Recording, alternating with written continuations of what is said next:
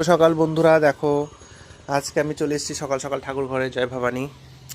দেখো ফুল অনেকগুলো তুলে নিয়ে এসেছে বাবা। এই দেখো ফুল, মাকে দর্শন করো তোমরা। আজকে মঙ্গলবার বন্ধুরা। এখন আমি সকাল উঠে এসেছি, এখন ঠাকুর ঘরটা পরিষ্কার করতে হবে। এই যে থালা বাসন আছে এগুলো সব পরিষ্কার করব। তারপরে কিন্তু আজকে কিন্তু পুজো করব, নিত্য যেটা পুজো হয় পুজো করব। ভক্ত আসতে শুরু করবে, এখন প্রায় বাজে 8:30 কি 9টা বাজতে চললো। আজকে ঘুম থেকে উঠতে একটু দেরি হয়ে গেল, তো একটু পরে কিন্তু সব ভক্তরা আসতে শুরু করবে।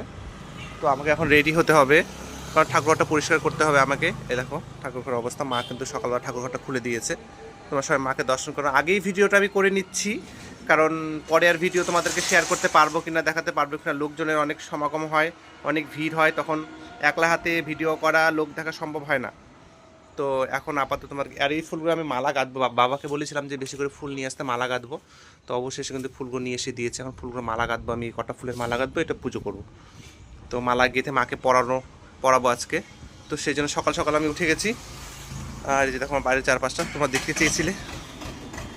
আরেকটা প্রশ্ন তোমরা সব সময় করো যে দাদা তুমি কবে করে লোক দেখো। আমি শনিবার মঙ্গলবার লোক দেখি, 11টা থেকে 5টা অবধি দেখি লোক।